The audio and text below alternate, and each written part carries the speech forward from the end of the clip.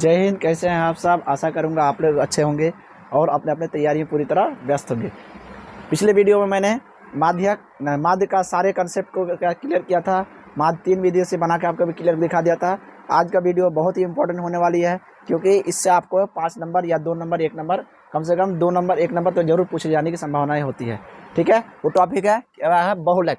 जैसे हम लोग क्या शुरू क्लास में बता दिए थे क्या, जैसे केंद्र प्रवृत्ति का माप क्या होता है, माध्य माध्यक बहुलक होता है ना, तो उसी को माध्य हम लोग माध्य के बारे में चर्चा कर चुके थे। इसके सारे कंसेप्टों को मैंने देख लिया था। आज के वीडियो में हम लोग देखेंगे बहुलक के सारे कंसेप्टों को मैं आज क्या करूंगा, क्लियर करूंगा। उम्मीद करूंगा आपको समझ में आ गया होगा। मैं एक चीज़ सही से बेसिक से बताना चाहता हूँ। ठीक है, आइए मेरे साथ। जैसे उसका अगर परिभाषा देखें, 2 तरह से परिभाषा हो सकता है। क्या है? किसी आंकड़े का वह मान जो सबसे अधिक बार आता है उसे क्या कहते हैं? बहुलक कहते हैं। कहने का मतलब कोई आंकड़ा दिया रहेगा, सबसे ज़्यादा बार जो आएगा वही क्या हो जाएगा, उसका बहुलक हो जाएगा। ठीक है, या फिर उसका दूसरा परिभाषा क्या हो सकता है, जिस आंकड़े का बारंबारता सबसे अधिक होता है उसे बहुलक कहा जाता है। ठीक है, हम लोग क्या ऐसे बता सकते हैं, ये बारंबारता जिसका सबसे ज़्यादा होगा उसी को ही क्या हो जाएगा, आपका बहुलक हो जाएगा। ठीक है, कह रहे हम लोग क्या करें, उदाहरण ले लिए। जैसे उदाहरण क्या, 2 4 9 7 8 2 5 6। ठीक है, इसका क्या निकालना है, बहुलक निकालना है। तो बहुलक निकालने के लिए हम लोग क्या करेंगे, पहले देखेंगे 2 कितना बार है, 1 2। 2 कितना बार आया है, 2 बार आया है। ठीक है, 4 कितना, 1 बार, 4 1 बार। 9 कितना बार, 9 1 बार, 9 भी 1 बार। 7 कितना बार, 7 है 1 बार। 8 भी 1 बार, 5 भी 1 बार, 6 भी 1 बार। कहने का मतलब है यहाँ सबसे ज़्यादा बार कौन आया, सबसे ज़्यादा बार आया 2, तो 2 क्या हो जाएगा, आपका बहुलक हो जाएगा। ठीक है, उसी तरह देखिए 12 ये वाला होता है आंकड़ा, ये वाला होता है बारंबारता। सब एक बार सब कोई 1 बार आया, लेकिन 2 ऐसा संख्या क्या 2 बार आया, तो बहुलक क्या हो जाएगा, बहुलक हो जाएगा, बहुलक हो जाएगा, बहुलक हो जाएगा कितना, 2 हो जाएगा। चलिए इसी को हम समझते हैं क्या है। अगर मान लीजिए 8 कितना बार है, 8 1 बार 2 बार। 9 कितना बार, 1 बार 2 बार 3 बार, तो 9 कितना बार, 3 बार। 7 कितना बार, 7 हो गया 1 बार। 2 कितना बार, 2 हो गया 2 बार। ठीक है, 5 कितना बार, 5 भी हो गया कितना बार, 2 बार। 3 कितना बार, 3 हो गया 1 बार। ठीक है, कहने का मतलब है ये 2 बार आया, 8 2 बार, 9 3 बार आया, 7 1 बार, 2 2 बार, 5 2 बार, 3 1 बार। तो सबसे ज़्यादा बार कौन आया, सबसे ज़्यादा बार आप बोलिएगा कौन आया, 9 आया। तो बहुलक क्या हो जाएगा, बहुलक हो जाएगा, बहुलक हो जाएगा आपका 9। ठीक है, आशा करूंगा आपको समझ में आ गया होगा, क्योंकि इस टाइप का ऑब्जेक्टिव में आपको पूछा जाने की संभावना है। ठीक है, आप लोग थोड़ा सा देख के जाएंगे।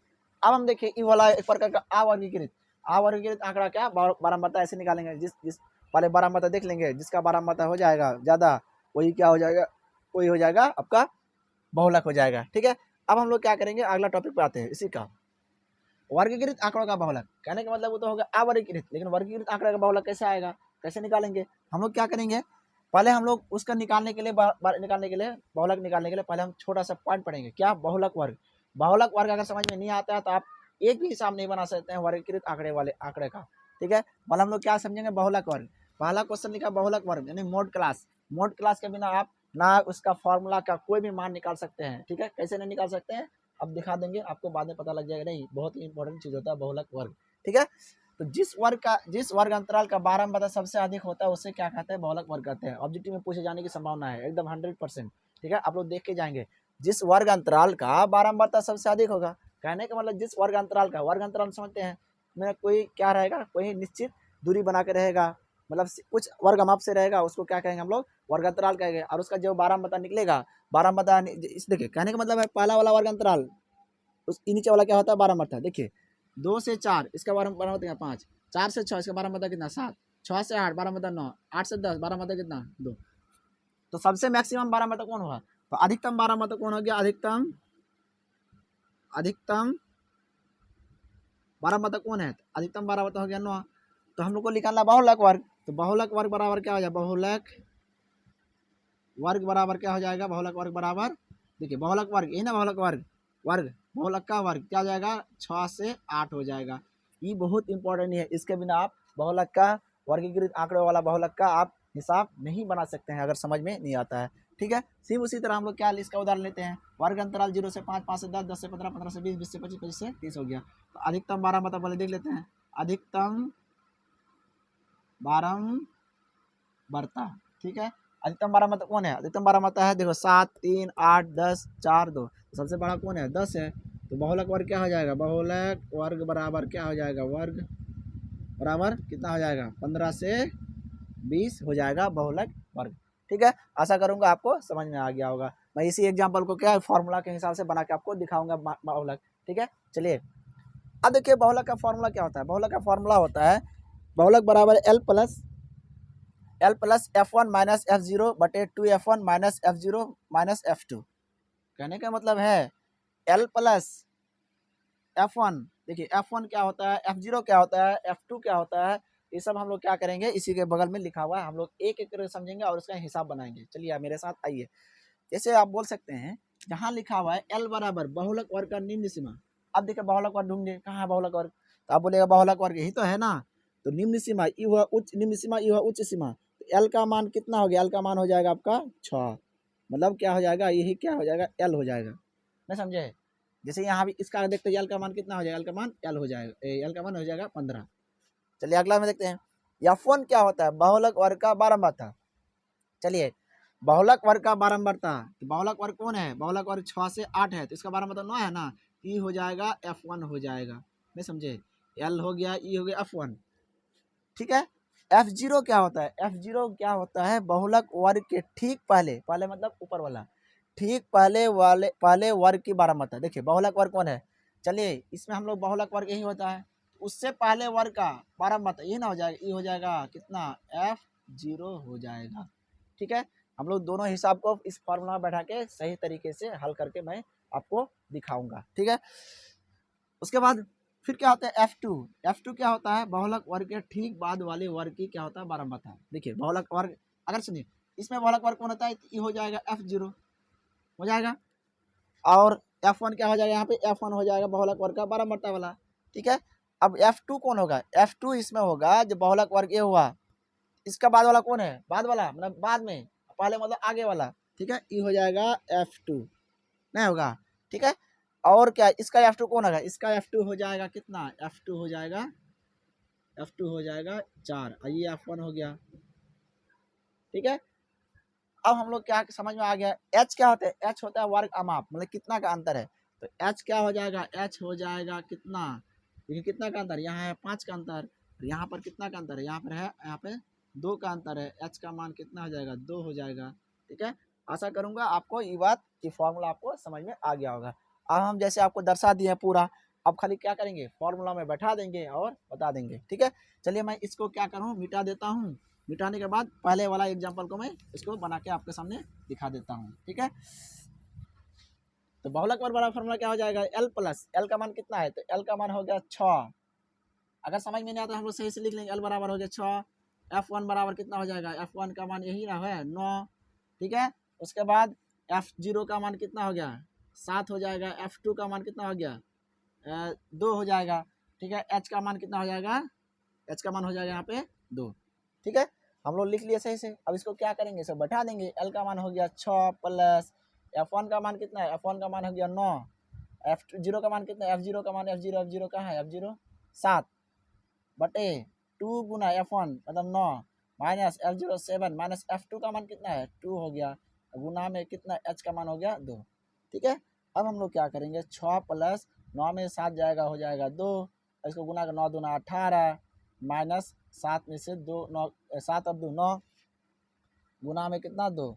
ठीक है, इसको अगर हल करेंगे तो 6 प्लस 2 दूना 4, यहाँ पे क्या हो जाएगा? 9 हो जाएगा। ठीक है, यहाँ से एलसीएम ले लेंगे, लेने के बाद क्या प्राप्त होगा? 9 6 के 54 प्लस में 4 बराबर क्या? 58 बटे कितना हो जाएगा? 9।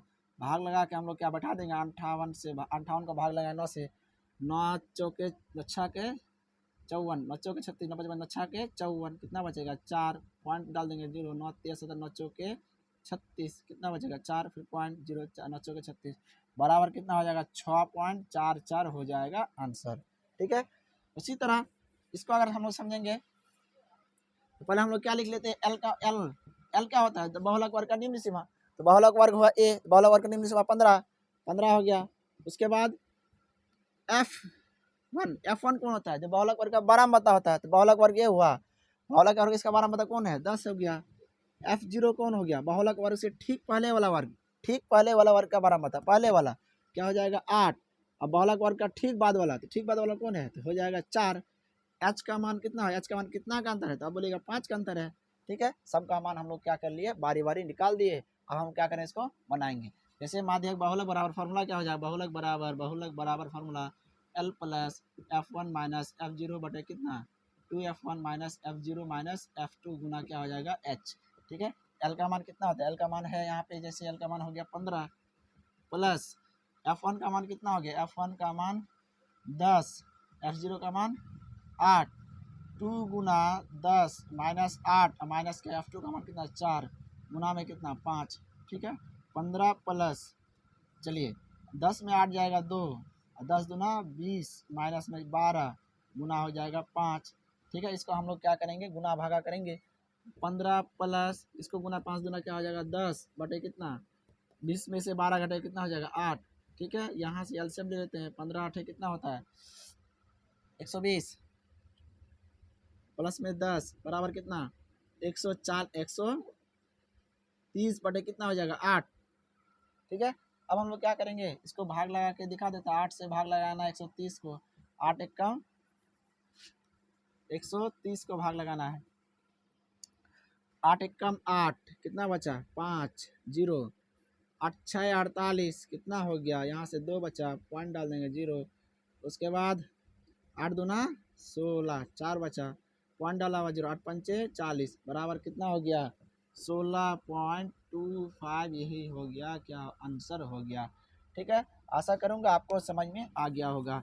ठीक है, अगर यहीं पर आप समझ लेते हैं तो क्या करेंगे, आप पूरा हिसाब को आसानी से बना सकते हैं। ठीक है, कहने का मतलब है मैं एक छोटा सा एग्जांपल मैं लेके आपको दिखा देता हूँ, जो बनाना तो आप सीख ही जाएंगे, लेकिन F1 F0 F2 क्या होगा इसको आप सही से आप देखने के लिए एक छोटा सा एग्जांपल लेता हूँ। जैसे मान लीजिए मैं इसको मिटा देता हूँ, थोड़ा सा मिटा देता हूँ, लेकिन हम बनाऊंगा नहीं, आप लोग खुद से बना लेंगे। बना मैं दे देता हूँ,